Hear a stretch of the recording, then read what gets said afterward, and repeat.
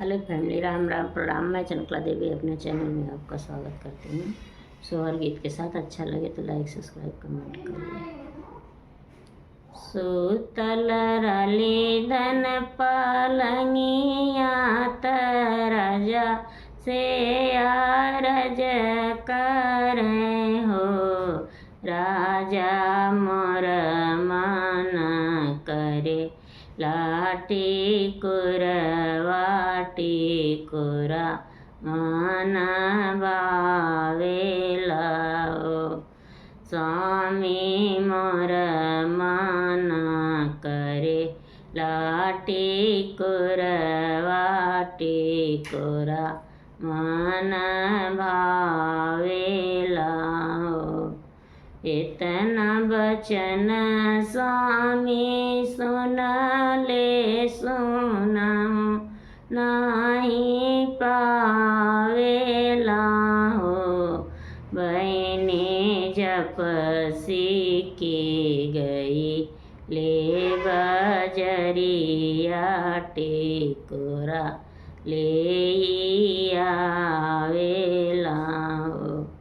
बहनी जप सीख गई ले बजरिया टिकोरा ले आवेला हो।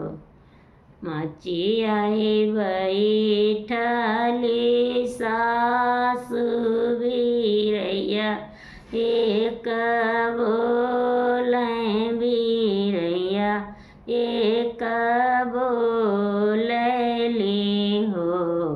बहुअर मोर बेटा कैलू गुलाम माया दियराती आवे पाकिट भरली आवेला हो। बहुअर मोर बेटा कैलू गुलाम माया दिके रात आवे टिकोरा ले आवेला हो। बोलेलु तहे सासु बोलेलु बोला हो ना जाने लो। सासुरतिया का देख तू दुलरवा जहरवा खाई के मरी जैतू। सासुरतिया का देख तू दुलरवा जहरवा खाई के मरी जैतू। सूतल रली धन से जरियात राजा से आरज करें हो। राजा मोर मन करे नारियल मन भावेला हो। राजा मोर मन करे नारियल मन भावेला हो।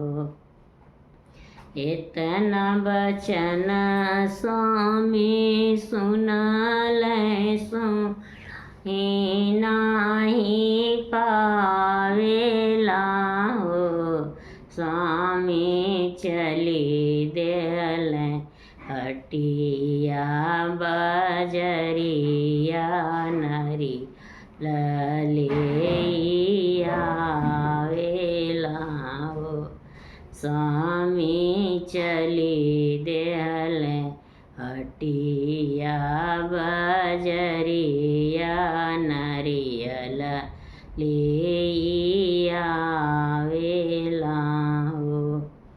मचिया बैठली जेठानी बीरैया बोलिया बोलिया बोले बीरैया बोलिया बोलैली हो गोतिनी मोरा देवर कैलू गुलामा माया दिके रतियाया मैं पाकिट भर ले आवेला हो छोटी मोर देवर कैलू गुलामा माया दिके रातया मैं पाकिट भर ले आवेला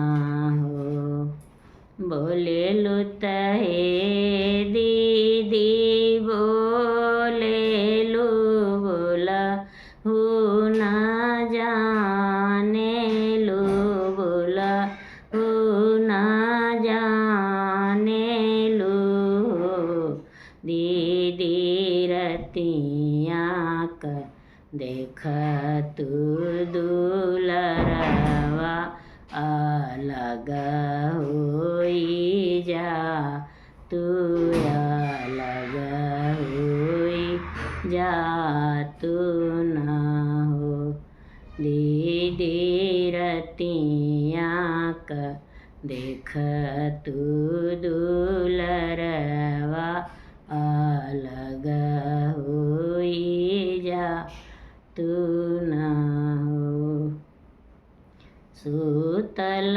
रहनी धन से जरियात स्वामी से आरज करे हो स्वामी मोर मान करे लाया नरवा आनार मान भावे आनार मान भावेला होए तना बचन राजा सुनेला सुना हो ना पावेला हो बहिनी जपसी के गईले बजरिया आनार ले आवेला हो बहिनी जपसी के गईले बजरिया आनार ले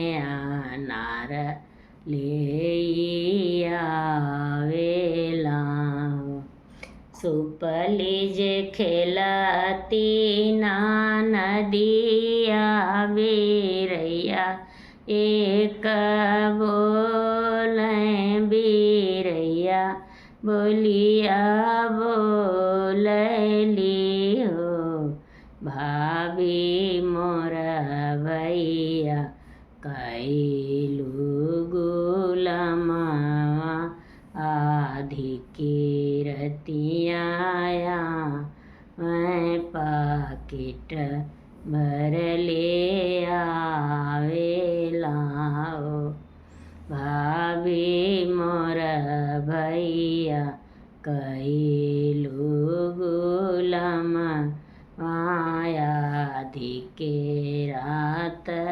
मैं पाकिट भर ले आवेला